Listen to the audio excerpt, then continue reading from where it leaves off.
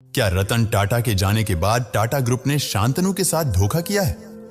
क्या रतन टाटा के सबसे करीबी, सबसे चहीते, सबसे ज्यादा शुभचिंतक रतन टाटा को अपना पिता मानने वाले शांतनु के साथ अब गलत किया जा रहा है? दोस्तों, ऐसे सवाल आज हजारों लोगों के हैं। रतन टाटा के जाने के बाद काफी लोग शांतनु नायडू को टाटा के उत्तराधिकारी के रूप में देखना चाहते थे। इसीलिए आज ये मुद्दा सोशल मीडिया पर गर्म हो चुका है। दोस्तों, आखिर क्या हुआ है रतन टाटा के सबसे चहीते शांतनु नायडू के साथ? उन्हें टाटा ने किस तरह से धोखा दिया है, सब कुछ आपको विस्तार से बताएंगे। साथ ही महान रतन टाटा के बारे में आपको कुछ ऐसी चीजें बताएंगे जिसे जानने के बाद आपके दिल में रतन टाटा सर के लिए इज्जत और भी बढ़ जाएगी। इसलिए आप वीडियो को अंत तक जरूर देखें। लेकिन वीडियो में आगे बढ़ने से पहले अगर आप भी रतन टाटा सर को एक अच्छा इंसान मानते हैं, उन्हें एक देवता समान मानते हैं, तो कमेंट में अपनी इच्छा से उनके लिए 2 शब्द जरूर लिखें, ताकि लोग ये जान सके कि रतन टाटा को चाहने वाले इस दुनिया में कितने हैं। साथ ही इस वीडियो में हमारी मेहनत के लिए चैनल को भी जरूर से सब्सक्राइब कर लें, ताकि आप रतन टाटा से जुड़ी कोई भी जानकारी मिस न कर पाएं। भारत के महान बिजनेसमैन, गरीबों के मसीहा कहे जाने वाले रतन टाटा जी अब हमारे बीच नहीं रहे, लेकिन उन्होंने पूरे भारत के लिए जो किया है उसे न तो शब्दों में बयां किया जा सकता और न ही कभी भुलाया जा सकता है। दोस्तों, जब रतन टाटा की अंतिम विदाई हो रही थी तो शांतनु नायडू सबसे आगे आगे चल रहे थे। मीडिया के कैमरे उन्हीं पर थे। शांतनु नायडू के बारे में भी बताऊंगा। साथ में यह बताऊंगा कि कितने समृद्ध थे टाटा, और टाटा अगर नहीं होते तो शायद भारत में इतनी बड़ी अर्थव्यवस्था जन्म नहीं ले पाती। आपको एक बात बताऊं, टाटा के पास जितना पैसा है उससे पाकिस्तान सहित जितने अगल बगल के देश हैं वो सब चुटकियों में खरीदे जा सकते हैं। उनकी जीडीपी इतनी नहीं है जितना टाटा के पास अकेले संपत्ति है, लेकिन कभी भी टाटा को इस पर गर्व नहीं हुआ और कभी अभिमान नहीं हुआ। 160 से ज्यादा देश हैं जहां टाटा की कंपनी सर्विस देती है, जहां टाटा का आटा से लेकर नमक से लेकर गाड़ियां चलती हैं। लगभग 130 देश ऐसे हैं जहां पर टाटा का स्ट्रक्चर है, बड़े बड़े ऑफिस है, बड़ी बड़ी कंपनियां हैं। 130 देश ऐसा है, लेकिन फिर भी टाटा को कोई अभिमान नहीं, कोई घमंड नहीं। बड़े बड़े देश के बिजनेसमैन बड़ी बड़ी पार्टियां करते हैं, अपने अपने बच्चों की शादी में हजारों करोड़ों रुपए खर्च करते हैं, लेकिन टाटा जैसा आदर्श नहीं विकसित कर पाते हैं। कोई सुरक्षा नहीं, अकेली एक गाड़ी से चलते थे। और रतन टाटा जब तक स्वस्थ थे वो अपनी गाड़ी खुद चलाकर चलते थे। इतना बड़ा आदमी होने के बाद भी उनके अगल बगल कोई सुरक्षा नहीं, कोई पहरा नहीं था। पूछने पर रतन टाटा ये भी कहते थे कि मैंने किसी का बुरा नहीं किया है, कि मेरे पास मेरी सुरक्षा के लिए लोग चाहिए। दोस्तों, रतन टाटा इतने समृद्ध व्यक्ति थे। सोचिए, इतना बड़ा व्यक्ति, कोई अभिमान नहीं। 10 लाख लोगों को नौकरी दे रहे थे। शायद यही कारण था कि जब रतन टाटा इस दुनिया से, इस धरती से विदा हुए तो हर भारतीय की आंख में आंसू था। दुनिया भर के तमाम व्यवसायियों की आंख में आंसू था, क्योंकि टाटा ने कभी किसी से कुछ लिया नहीं, सिर्फ दिया। रतन टाटा को समझने के लिए आपको बिजनेस को समझने की जरूरत नहीं है। टाटा वो शख्सियत है। टाटा की शुरुआत जब से हुई तब से बात कर रहा हूं। टाटा वो लोग हैं जिन लोगों ने देश को सिर्फ दिया। लोग यह सोचते हैं कि हम जब बिजनेस करेंगे और उसमें फायदा होगा तब हम चंदा देंगे, तब हम चैरिटी करेंगे, लेकिन टाटा ये नहीं सोचती है। टाटा यह सोचती है कि हम कमाएंगे इसलिए क्योंकि हम दान दे सके, और जितना दान देती है टाटा शायद दुनिया में कोई संस्था नहीं देती। टाटा ग्रुप की विरासत को नए मुकाम पर पहुंचाते हुए रतन टाटा ने कभी धनी बनने के लिए नहीं, बल्कि भारत को एक बेहतर देश बनाने के लिए बिजनेस किया। आपको जानकर हैरानी होगी कि रतन टाटा के नेतृत्व में टाटा ग्रुप साल 2021 तक ही 102.4 अरब डॉलर रुपए दान कर चुका था, जो काफी बड़ा नंबर है। ये इतनी बड़ी रकम है कि आज भी दुनिया के कई दिग्गज अरबपतियों की नेटवर्थ इतनी नहीं होगी। ब्लूमबर्ग के मुताबिक आज यानी 13 अक्टूबर को पूरी दुनिया में सिर्फ 15 लोगों की कुल संपत्ति ही 102 बिलियन डॉलर से ज्यादा है, जबकि अगस्त 2024 की एक रिपोर्ट के मुताबिक पूरी दुनिया में कुल अरबपतियों की संख्या 2781 थी। यानी टाटा ग्रुप ने साल 2021 तक जितना पैसा दान कर दिया था, 2766 अरबपति आज भी उतनी नेट वर्थ नहीं बना पाए हैं। रिपोर्ट्स के मुताबिक रतन टाटा अपने पीछे करीब 3,800 करोड़ रुपए की दौलत छोड़ गए हैं। रतन टाटा अपनी दरियादिली के लिए जाने जाते थे। रतन टाटा ने अपनी कमाई का 60 से 70% हिस्सा दान किया है। रतन टाटा को जानवरों से भी बेहद प्यार था। रतन टाटा सर की उम्र से करीब 5 दशक छोटे शांतनु नायडू रतन सर के वो दोस्त रहे जो उनके साथ फिल्में देखने जाते थे, उनके साथ शॉपिंग करने जाते थे। रतन टाटा सर क्या खाएंगे उसका ध्यान रखते थे। रतन टाटा को क्या अच्छा लगता है, क्या बुरा लगता है, इसका ख्याल एक बेटे की तरह रखते थे। आपको बता दें कि रतन टाटा ने शादी नहीं की थी, मगर उनके साथ जो शांतनु नायडू थे वो एक बेटे की तरह उनके लिए हमेशा खड़े रहे। हर वक्त यही वो लड़का था जो रतन सर की तकलीफ में उनके साथ होता था। रतन टाटा के गुजरने के बाद शांतनु नायडू पूरी तरह से टूट गए। खबर आई थी कि उन्होंने कुछ वक्त के लिए खाना पीना भी छोड़ दिया था। एक दोस्त के जाने का गम जो पिता के समान रहा हो, क्या हो सकता है। ये जिसने अपने दोस्त को खोया है उस दर्द को शायद वही महसूस कर सकता है। लेकिन यहां पर एक चीज को लेकर चर्चा हो रही है कि क्या शांतनु नायडू के साथ धोखा किया गया। रातों रात क्यों, टाटा ग्रुप के बोर्ड ऑफ डायरेक्टर्स ने बड़ा फैसला लेते हुए खेल करने का काम किया। रतन सर के गुजरने के ठीक अगले ही दिन टाटा ग्रुप के अध्यक्ष का ऐलान किया जाता है। इसके बाद सोशल मीडिया पर अलग अलग तरीके का विवाद छिड़ता है, क्योंकि कई लोगों का कहना था कि शांतनु ने जो किया, उन्होंने जो अपनापन दिखाया वो दिखावटी नहीं था और रतन सर की इच्छा भी यही थी। लोग यही कह रहे हैं कि रतन टाटा भी चाहते थे कि उनकी विरासत को शांतनु ही संभाले। हालांकि इस बात की कोई पुख्ता जानकारी नहीं है, लेकिन ऐसी खबरें सामने आती रही हैं। जब जरूरत पड़ती थी तो रतन सर शांतनु के एक अच्छे दोस्त की हैसियत से, या यह कहें कि एक पिता के समान, हमेशा उनके साथ खड़े रहे और उनकी मदद की।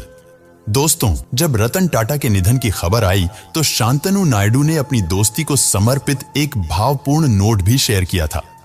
इस पोस्ट में शांतनु नायडू ने लिखा, मैं अपनी बाकी की जिंदगी इस दोस्ती के कारण मेरे अंदर पैदा हुए खालीपन को भरने में बिताऊंगा।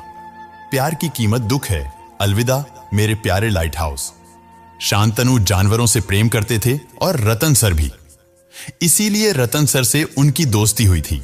और आपको बताएं कि रतन टाटा शांतनु पर बहुत भरोसा करते थे, इसलिए उन्होंने उनको अपना पर्सनल असिस्टेंट बनाया था। मतलब आप समझ सकते हैं कि उनके सारे प्रोग्राम शांतनु मैनेज करते थे। लेकिन क्या इतना करना इस बात के लिए काफी है कि वह रतन टाटा के उत्तराधिकारी बन जाए? क्योंकि अक्सर देखा जाता है कि जो खानदान में लोग होते हैं वही उत्तराधिकारी होते हैं। हुआ भी वही है। रतन सर के सौतेले भाई नोएल टाटा को टाटा ट्रस्ट का अध्यक्ष बनाया गया है और अब शांतनु को भी उनके अंडर ही काम करना होगा। जिम्मेदारी मिलते ही उन्होंने कहा कि परिवार की विरासत को आगे बढ़ाऊंगा। मगर यहां विवाद इस बात को लेकर है कि रतन टाटा सर ने अपनी पूरी जिंदगी देश के लिए खर्च कर दी, गरीबों के लिए खर्च कर दी, और जिस सौतेले भाई ने उनके साम्राज्य को संभाला है वो भारत के नहीं बल्कि आयरलैंड के नागरिक हैं। यही वजह है कि सारी बातें इसी के इर्द गिर्द घूम रही हैं कि आगे अब टाटा ग्रुप का क्या होगा और एक विदेशी नागरिक कैसे कंपनी को चलाएगा। आपको बताएं कि पहले भी टाटा ग्रुप से नोएल टाटा जुड़े रहे हैं। मतलब इनको टाटा सर की विरासत ऐसे ही नहीं मिली। बता दें कि नोएल टाटा को टाटा ट्रस्ट का चेयरमैन बनाने का फैसला बोर्ड ने सर्वसम्मति से लिया। इसीलिए किसी भी तरीके का नोएल टाटा को अध्यक्ष बनाने के फैसले पर सवाल उठाना थोड़ा हैरान करने वाला है, क्योंकि शांतनु रतन टाटा के परिवार से नहीं थे, जबकि नोएल टाटा उनके सौतेले भाई ही सही पर भाई थे। मगर सोशल मीडिया पर कई लोग कह रहे हैं कि शांतनु को बड़ी जिम्मेदारी मिलनी चाहिए थी, क्योंकि शांतनु रतन टाटा सर के साथ 10 साल रहे और शांतनु उनके साथ एक बेटे की तरह खड़े रहे। हालांकि जो भी फैसला लिया गया मैनेजमेंट ने लिया और उस पर हम और आप कुछ नहीं कहेंगे। शायद शांतनु इस पद के लिए इतने उपयुक्त नहीं रहे होंगे, इसीलिए उनको इतनी बड़ी जिम्मेदारी नहीं दी गई।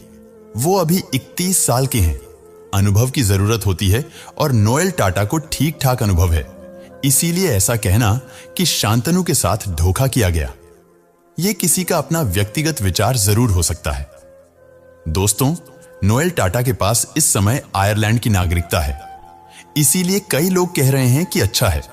जो भी है, और ऐसा इसलिए क्योंकि टाटा ग्रुप 100 से ज्यादा देशों में काम करता है और जिस तरीके से नोएल टाटा पहले ही विदेशों से जुड़े रहे हैं तो ग्लोबल मार्केट में उनकी अच्छी खासी समझ है और वो टाटा ग्रुप को ऊंचाइयों पर लेकर जाएगा।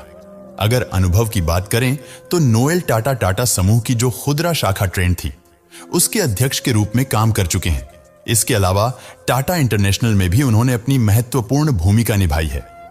आप जानकर हैरान हो जाएंगे कि ट्रेंड को एक सिंगल स्टोर से पूरे भारत में 700 से ज्यादा आउटलेट तक पहुंचाया, जिसका फायदा भी टाटा ग्रुप को हुआ। अगर आप एक नजर में देखेंगे तो एक अनुभवी को ही टाटा ग्रुप की जिम्मेदारी सौंपी जा सकती थी और ऐसा हुआ भी। लेकिन आने वाले समय में जैसे जैसे शांतनु का अनुभव बढ़ेगा, उनकी जिंदगी में भी एक ऐसा अवसर आए कि वह एक बड़ी जिम्मेदारी संभालें, क्योंकि वो रतन टाटा सर के भरोसेमंद रहे हैं। लेकिन दोस्तों, जो किया गया, नोएल टाटा को जो जिम्मेदारी दी गई, क्या वह सही है या फिर वो जिम्मेदारी शांतनु को मिलनी चाहिए थी?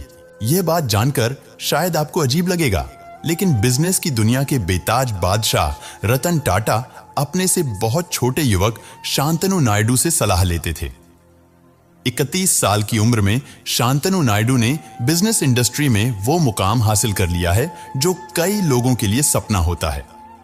शांतनु नायडू रतन टाटा को स्टार्टअप में निवेश के लिए बिजनेस टिप्स देते हैं।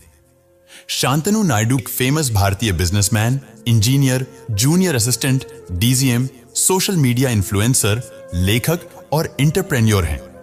शांतनु नायडू टाटा ट्रस्ट के डिप्टी जनरल मैनेजर भी हैं। शांतनु नायडू न सिर्फ बिजनेस की दुनिया में अपनी अलग समझ के लिए जाने जाते हैं, बल्कि समाज के प्रति उनकी संवेदनशीलता भी उन्हें अलग पहचान दिलाती है। शांतनु नायडू की बात करें तो उन्हें भी रतन टाटा की तरह ही समाज सेवा करना बहुत पसंद है। साथ ही शांतनु नायडू को पशु से भी बहुत प्रेम है। उनके अंदर यही वह खूबियां हैं जो रतन टाटा को बेहद पसंद आई थी। 86 साल की उम्र में सबके चहेते रतन टाटा सर का निधन हो गया। वह लाखों लोगों के लिए एक प्रेरणा और एक प्रतीक थे। राष्ट्र निर्माण में भी उनका महत्वपूर्ण योगदान रहा। टाटा सन्स के मानद चेयरमैन रतन टाटा का यूं अचानक चले जाना हर किसी के लिए एक बड़ी क्षति है। पूरे देश में शोक की लहर है। दोस्तों, वह भारत के सच्चे सपूत थे। देश के अनमोल रतन के अंतिम दर्शनों के लिए काफी भीड़ उमड़ी, क्योंकि रतन टाटा सिर्फ पैसों से ही अमीर नहीं थे, बल्कि दिल से भी अमीर थे। रतन टाटा एक उत्कृष्ट परोपकारी, जिनकी भारत के समावेशी विकास और विकास के प्रति प्रतिबद्धता सर्वोपरि रही। रतन टाटा अटूट ईमानदारी और नैतिक नेतृत्व के पर्याय थे। टाटा को एक बेहतरीन और ग्लोबल ब्रांड बनाने में उनके कंट्रीब्यूशन को कभी नहीं भुलाया जा सकता। हालांकि रतन टाटा सिर्फ एक अरबपति नहीं, बल्कि एक ऐसे व्यक्ति थे जिन्होंने टाटा ग्रुप के साथ इस देश और यहां के करोड़ों लोगों के लिए बहुत कुछ किया है। यही कारण है कि रतन टाटा के जाने से हर कोई दुखी है। खूब चैरिटी किया करते थे, लोगों की भलाई, उनकी सरलता, उनकी सादगी, यही उनके जीवन की मुख्य विशेषताएं थीं। टाटा ने भारत के लिए जो किया है वो शायद कोई व्यवसाय नहीं कर पाता। दोस्तों, देश में पहला स्टील कारखाना लगाने वाली कंपनी का नाम है टाटा। देश में पहली आईटी कंपनी बनाने वाली कंपनी का नाम है टाटा। देश में पहला एजुकेशनल रिसर्च स्कूल खोलने वाली कंपनी का नाम है टाटा। देश में सबसे बड़ा कैंसर हॉस्पिटल खोलने वाली कंपनी का नाम है टाटा। देश का सबसे पहला कैंसर हॉस्पिटल खोलने वाली कंपनी का नाम भी टाटा है। देश में पहला सबसे बड़ा होटल खोलने वाली कंपनी का नाम भी टाटा ही है और उस होटल का नाम है ताज। आपको बता दें कि ताज होटल को इसलिए खोला गया था। दरअसल जब भारत में अंग्रेजों का शासन था, तब अंग्रेजों ने बड़ी बड़ी संस्थाओं के बाहर लिख रखा था कि यहां भारतीयों का और कुत्तों का प्रवेश वर्जित है। तब टाटा ग्रुप ने सोचा कि भारत की समृद्धि इतनी कमजोर नहीं है। उन्होंने प्रण किया कि सबसे बड़ा होटल बनाएंगे, इसीलिए उस समय टाटा ने ताज होटल बनाया था, जिसे बनाकर उन्होंने अंग्रेजों के घमंड को चकनाचूर कर दिया था। इतना ही नहीं, हड़प्पा और मोहनजोदड़ो की खुदाई में सबसे बड़ा चंदा देने वाली कंपनी का नाम है टाटा। जरा सोचिए, हड़प्पा और मोहनजोदड़ो की खुदाई से जो संस्कृति निकली, उससे भारत की बहुत बड़ी पहचान होती है कि हमारी सभ्यता कितनी पुरानी थी। अब इसको समझिए, उस खुदाई में जो चंदा सबसे अधिक दिया था वो टाटा ग्रुप ने ही दिया था। देश में पहला इंडस्ट्रियल बैंक टाटा ने ही खोला था। भारत में पहली बार एयरलाइंस कंपनी टाटा ने ही बनाई थी। देश की पहली इंश्योरेंस कंपनी टाटा ने ही बनाई थी। और तो और दोस्तों, यह जानकर आपका सीना गर्व से चौड़ा हो जाएगा कि टाटा कितनी महान शख्सियत का नाम है। टाटा की वजह से कितने लोगों की रोजी रोटी चलती है। टाटा की व्यवस्था जो है वह देश की तीसरी बड़ी संस्था है जो भारत में सबसे ज्यादा नौकरी देती है। पहले नंबर पर है इंडियन आर्मी, दूसरे नंबर पर है रेलवे और तीसरे नंबर पर है टाटा ग्रुप। आपको बता दें कि 10 लाख लोग टाटा ग्रुप में काम करते हैं। बड़ी बड़ी शादियां करना आसान है, अपने पैसों का दिखावा करना आसान है, लेकिन पैसा रहते हुए भी खुद को सिंपल रखना बहुत कठिन है। पैसा रहते हुए उसे सब दान कर देना, यह बहुत कठिन है। यही टाटा है और यही टाटा की विरासत है, यही टाटा का परिवार है। दोस्तों, रतन टाटा और टाटा परिवार ने भारत के लिए जो किया है उस पर आप क्या कहना चाहोगे? अपनी कीमती राय, अपने विचार कमेंट के माध्यम से जरूर बताएं। साथ ही हमारी मेहनत के लिए चैनल को भी जरूर से सब्सक्राइब कर लें।